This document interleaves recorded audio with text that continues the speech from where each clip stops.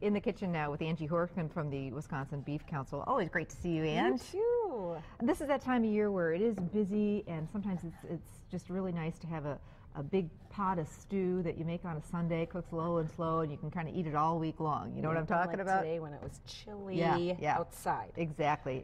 So we've got two different stew recipes that we're going to make. And I think we're always looking for new recipes. We get stuck in a recipe rut, and this is kind of based on a French recipe. Yes. The way the French do stew. So what are you doing right now? Well, right now I started with a chuck roast. Okay. So instead of at the supermarket buying the stew meat, which is essentially a chuck or round already chunked up, I bought a really nice chuck arm roast, and this was about 3 pounds.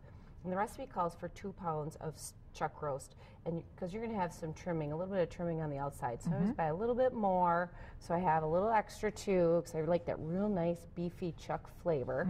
And I like sometimes cutting my own stew meat. Yes. One, sometimes it's cheaper, and two, you can cut those nice big chunks. Yes. And you know, sometimes the stew meat just comes in smaller chunks. You can always call ahead and ask the butcher to cut it in bigger chunks, but you know, it takes just seconds to cut it up yourself. It does. It's not long. So I'm going to chunk this up, and we're going to add this to the bowl. You bet. I'll do that since my hands are already dirty. Okay.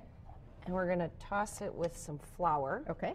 And some salt and pepper. So get the kosher salt pepper You mix. bet. All right. So we're going to give it a nice little coating. That'll help it brown up, and then we're going to brown it up in our stock pot. Okay. And a nice tip too with browning this stew meat and this chuck is do it in batches. So take the time and do it in batches so you don't crowd your pan, which I'm sure you talk about a lot too. You know, and make sure we've got a really nice hot pan. This is a big time French technique, is to brown this, get color on it, and then you're going to have some great brown bits in the bottom of the pan, which the French call that fond. And it creates great flavor when you're doing a stew. So if you've got the time to do it, it's a good idea to do it. And we'll deglaze this pan with some nice dry red French wine. Put a couple more in. And then we'll do that. That looks good. So I'm going to move this out of the way. that flour is going to thicken the stew a little bit and also kind of coat the beef and just give it a nice little texture. Okay. I'll wash my hands quick, Just and I'll want to go chunk put the this- vegetables. This is something you should do at home, Ange. I just went to go put one piece of beef in, and I noticed, you know what, it's not hot enough. So I'm just going to give it a second, and it just takes, you know, a second or two to get it nice and hot.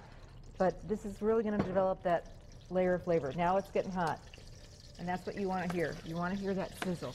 And Angie mentioned, you know, doing it in batches, not overcrowding the pan. So if you've got a big roast, you may have to do this process twice, but it's worth it. Cutting up the potato over there? I got 1 pound of just a new potato. Some nice little red, baby reds I bought. I'm just going to quarter them, and they're going to go into the stew. After a little bit, after we let it simmer and let our beef tenderize, but we'll get them chunked up just to show them. Do it, and then got 3 small zucchini. Oh, the that's recipe kind of calls fun. for zucchini and or yellow squash, both if the supermarket's got it. So that's where this stew is taking a little bit of a different turn, as we're using zucchini. I've never heard of zucchini in a stew, right. But I love it, so it sounds good to me.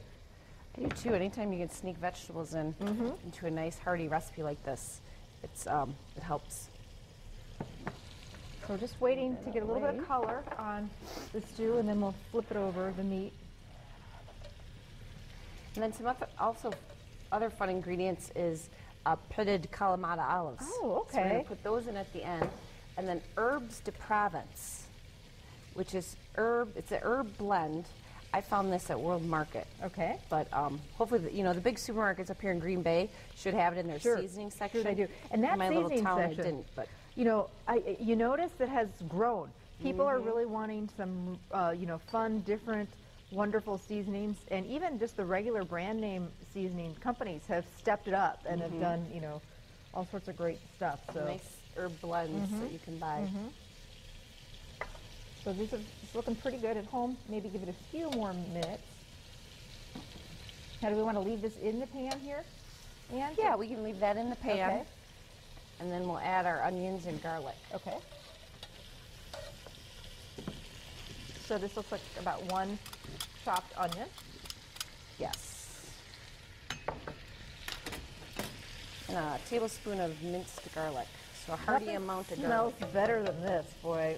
Get the stew going and the onions and garlic.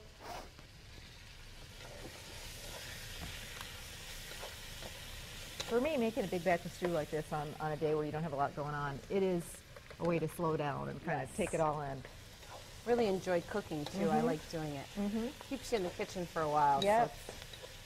And I'm thinking that you could brown this up and make this a slow cooker recipe. If you take the time to brown it up and then, you know, throw the onions and everything else after you've sauteed in the slow cooker. Just kind of finish it off with the olives and things. Now the wine. Now the wine, 1 cup of a dry red wine. Okay. And you can always ask, I get questions about that all the time, what kind of wine should I use? Well, certainly don't go out and buy a $50 bottle of wine that you're going to cook with, so it doesn't have to be expensive. And like a, you know, a Cabernet or Merlot. I just use a traditional Merlot. Yeah, and just ask, and the folks at the liquor department are so nice, they'll be happy to steer you in the right direction. So you want to keep that nice and hot, deglaze it, and get the brown bits off. Okay. And then we'll keep it boiling, and we're going to add a tablespoon of flour with a little salt and pepper. Okay. For thickener. The herbs de Provence, 1 tablespoon. 1 can of diced tomatoes with a little garlic and oregano. Okay, just for more flavor. So tomatoes is another thing. You'll find it in some stew recipes, but not all. And I like it in my stew. It just kind of adds another layer. So that you'll bring to a boil and then turn down, cover tightly, and we'll simmer for an hour and a half. Okay. To get your beef nice and tender. After an hour and a half is when we want to add our vegetables. Okay. Oh wait, beef stock. Beef I stock. opened it and I That's didn't put it okay. in. 3 cups of beef stock. Okay. So then that'll simmer an hour and a half with Okay. a tight fitting lid, just a nice low bubble, so Okay. not a boil. Okay. And then we'll add our vegetables and then we'll simmer another 20 minutes. Okay. So we've got potatoes and our Check zucchini. when your potatoes and your zucchini are tender. Stick a fork in them. When they're tender, it's ready to go. So unlike, you know, the So- traditional stew, which a lot of them has carrots and celery and things like that, this is just the potatoes and the zucchini and tomatoes and some great herbs. And then we've got the olives. So here's our stew. So there's our stew after an hour and a half, plus Okay. we added the vegetables another 20 minutes. Okay. Then we're Like going a to add spoon. our basil. Yeah, half a cup of fresh basil, Okay. snipped, and then half a cup of the Kalamata olives. Ooh, yum. This looks fantastic. Here's a bowl. You bet. Nice then loaf we've of got bread and, some aged Parmesan we can ooh, shave on top. how fun. A little bread on the side, green salad. It's like a fancy stew. But it looks absolutely delicious. And there you go, a little Parmesan cheese, crusty bread, and I'm a happy camper. Thanks so much, Ange. You're welcome. It's delicious. It really looks like it. Recipe we'll put on our website, fox11online.com. Click on the Living tab and recipes, and they'll be right there. Or Beef Council will be happy to send out the recipes to you if you don't have a computer. So what's the number to call? 1-800-728-BEEF 2333. And just ask for the recipes that you saw on Living with Amy.